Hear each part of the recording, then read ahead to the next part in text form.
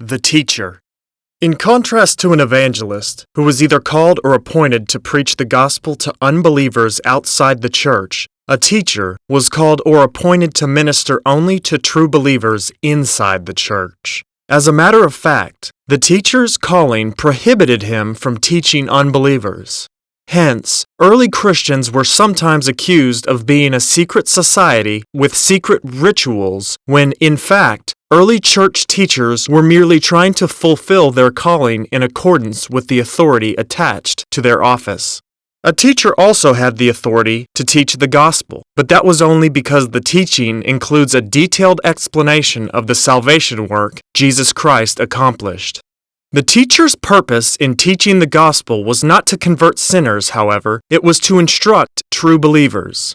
The office of teacher was intended to be nothing less than a continuation of the teacher-disciple relationship that existed between Jesus and his disciples. That is, a teacher was supposed to hand down to his disciples the teaching that Jesus Christ revealed to the apostles after his resurrection. He was to teach them the mystery God had hidden in the Hebrew Scriptures. Of the teacher-disciple relationship, Jesus said this, Luke 6:40, "A pupil is not above his teacher, but everyone, after he has been fully trained, will be like his teacher." That is why the writer of the book of Hebrews chastised his readers for not being diligent disciples of the truth. Hebrews 5:12, "For though by this time you ought to be teachers, you have need again for someone to teach you the elementary principles of the oracles of God, and you have come to need milk and not solid food."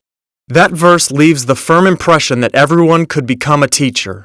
To a certain extent, that was true. As we will see later, an apostle, prophet, or teacher could appoint anyone to the office of teacher, and God would honor their calling to that office as long as they taught the truth they had received. James, on the other hand, said this, James 3:1, "Let not many of you become teachers, my brethren, knowing that as such we shall incur a stricter judgment." James's warning was not heeded. The church lost the apostolic teaching because more than a few imbeciles were extremely eager to be teachers but had no desire at all to protect the integrity of the things they were taught.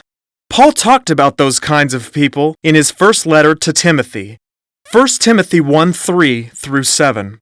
"As I urged you upon my departure for Macedonia, remain on at Ephesus, in order that you may instruct certain men not to teach strange doctrines, nor to pay attention to myths and endless genealogies, which give rise to mere speculation rather than furthering the administration of God which is by faith.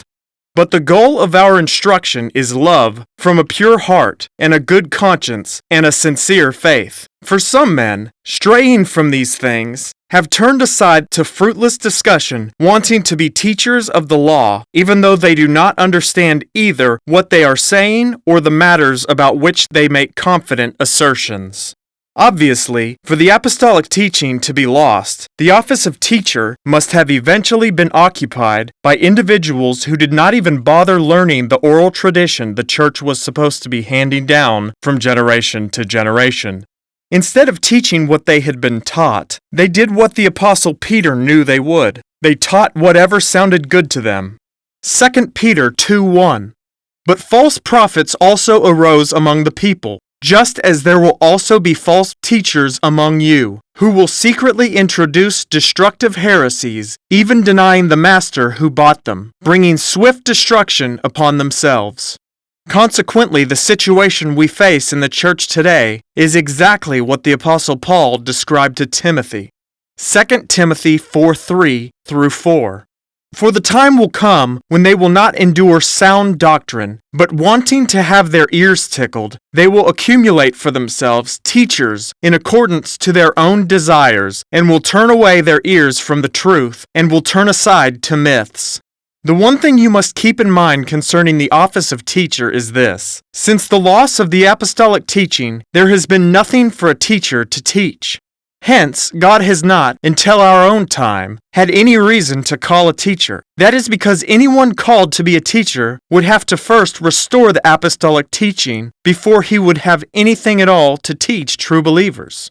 As you well know, I claim to be doing just that. You can believe that if you care to. You can disbelieve it if you dare to. What you do, one way or the other, won't change the fact that I'm going to do exactly what God has called me to do. And every last one of the redeemed of the Lord is going to hear the truth that God has called me to teach. That truth will prepare them for what is yet to come. You can go to hell if you so choose, but I have absolved myself of all complicity in your case because I have told you the truth concerning your situation just as my calling demands.